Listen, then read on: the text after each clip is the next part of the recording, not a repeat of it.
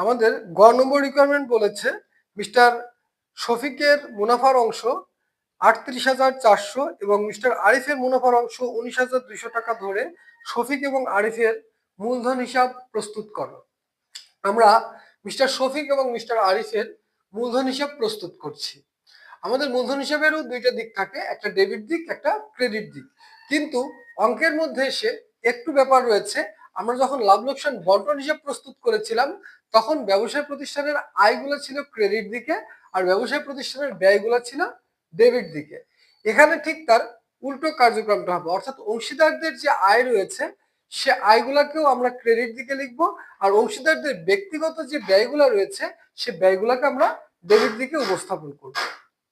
এর পরবর্তী পর্যায়ে আমরা দেখতে পাচ্ছি যে 2012 সালের 1 জানুয়ারি তারিখে 2012 সালের 1 জানুয়ারির 1 তারিখে প্রারম্ভিক মূলধন বা ব্যালেন্স বিডি হিসাবে কার কত টাকা ছিল।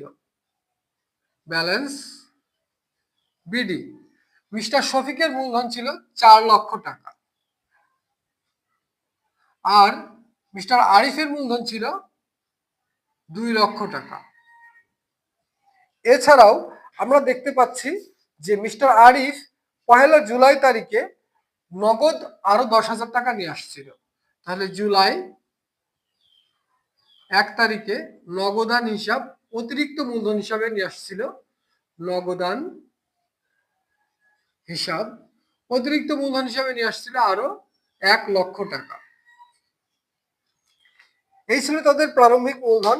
এবার আমাদের উত্তোলনের পরিমাণ কার কত টাকা ছিল। আমাদের উদ্দীপকে বলে দেওয়া ছিল যে প্রত্যেক অংশীদার প্রত্যেক মাসের শেষ তারিখে উত্তোলনের পরিমাণ ছিল, প্রথম জনের ছিল 4,000 টাকা করে আর তৃতীয় জনের ছিল প্রথম জনের ছিল 5,000 টাকা করে আর তৃতীয় জনের ছিল 3,000 টাকা করে।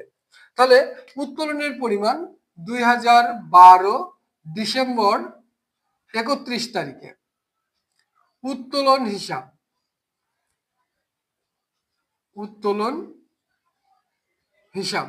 প্রথম জনের উত্তোলনের পরিমাণ মাসিক উত্তোলনের পরিমাণ ছিল 5,000 টাকা করে। যেহেতু প্রত্যেকের মাসিক উত্তোলন দেওয়া আছে আর আমরা অঙ্কটা করছি অবশ্যই 1 বছরের জন্য, তাহলে 5,000 গুণ 12 অর্থাৎ প্রথম জনের মোট উত্তোলনের পরিমাণ হবে 60,000 টাকা। তৃতীয় জনের উত্তোলনের পরিমাণ ছিল মাসিক 3,000 টাকা, 12 দিয়ে গুণ করে 3 12 36,000 টাকা। এরপর আমরা আবার 31 ডিসেম্বর লিখব। ডিসেম্বরের 31 তারিখে অংশীদারদের ব্যক্তিগত যে সকল আয়গুলা হয়েছিল সে আয়গুলাকে এখন আমরা এখানে ইনক্লুড করব। লাভ লোকসান